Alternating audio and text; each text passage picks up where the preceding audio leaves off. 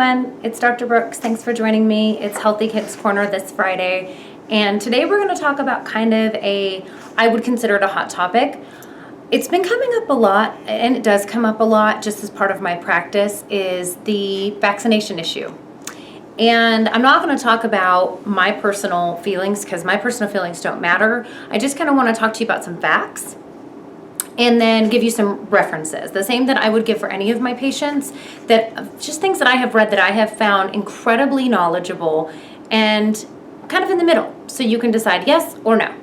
The first thing is, let's just talk about the facts. So you can look up these facts on, I have the page in front of me, the Department of Health and Human Services at the CDC. I'll put the link down below, but they give you this nice little, you can see, excuse me, this is just kind of a little calendar, if you will. So just for your information, for those of you new parents or for those of you parents that aren't quite sure, let me just give you the numbers of vaccines that they typically give a child. From age 0 to 6, on the regular vaccination schedule, there are 16 vaccinations. From 7 months to 12 months, there are an additional 13 for a total of 29 vaccinations in the first 12 months of life.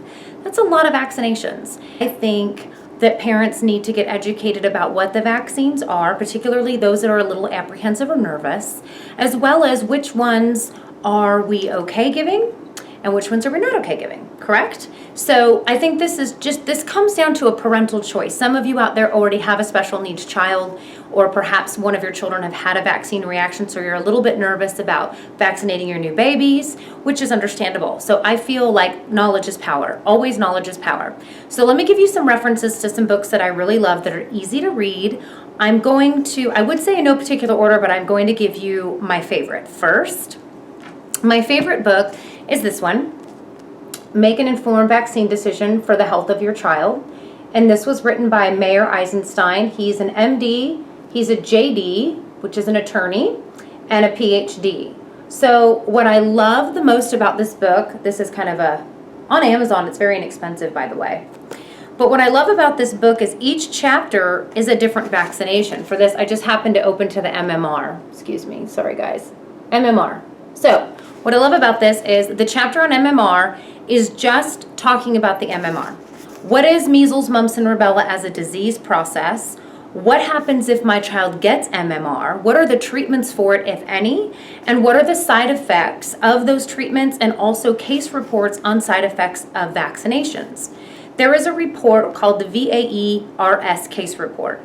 This is a report that is made up of all the reported vaccination issues.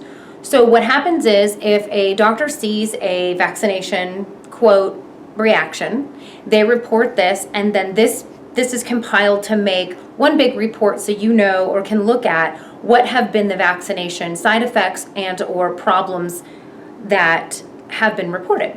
So this gives us a really good kind of breakdown of different vaccines. What I love about this, again, is each chapter is a different vaccine. So from 0 to 6 months old, you're looking at your hepatitis, your rotavirus, diphtheria, tetanus, pertussis.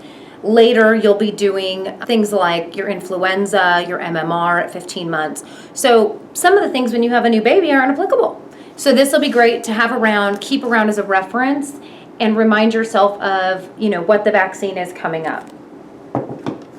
The second one I like is Stephanie Cave's book. She wrote this quite a while ago, but I still love this book, What Your Doctor May Not Tell You About Children's Vaccinations. She is still in practice. She's down in Louisiana, and I have gone to conferences where she has taught classes, and I really, really love her. She has a lot of clinical experience, real life clinical experience to tell you about, and things that maybe you didn't know about were in vaccines, things like baker's yeast and egg and different preservatives that could be harmful. So just more information, something to think about. And the last one is by Aviva Gilrome, The next one is Vaccinations, A Thoughtful Parent's Guide. This is basically written by a professional midwife. So what I like about the books that I just gave you is I gave you a book by an attorney and an MD, and then another MD, and then someone on the alternative side. This one talks about the risks, the benefits, and the alternatives to vaccinating, which I think is, again, just very, very powerful. I think whatever decision you make as a parent, you need to make it with all the information. And so these 3 books I have found for my families through the years have been incredibly helpful. They've also been helpful for me personally. So those are the 3 books that I think would be most helpful. Again, I know some of you don't have a whole lot of time to read. That's why I put up the first book, because it's by chapter. So it's easy to just flip through, see what you want, read it quick, easy. So hopefully that'll give you some knowledge as to what to do. Another thing I would suggest that you look into is an alternative vaccine schedule.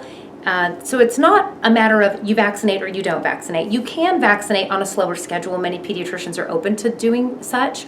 So you can find a vaccine, an alternative vaccine schedule that may work for you, and go ahead and share that with your doctor and let them know that's the path that you would like to choose. So again, some parents feel like it's an all or nothing. It really isn't an all or nothing. You can do an alternative vaccine schedule that really works for a lot of families, and that tends to be that middle of the road that people can agree on.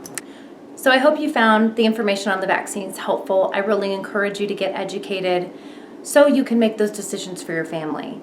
If you would like to receive more education as a parent or as a clinician, you can visit our website at dramberbrooks.com. You can also practice website at mychildwellness.com for more information about our practice, as well as some really great information on our blog. You can find us at Whole Child Wellness on Facebook, and Twitter is WholeChild4U.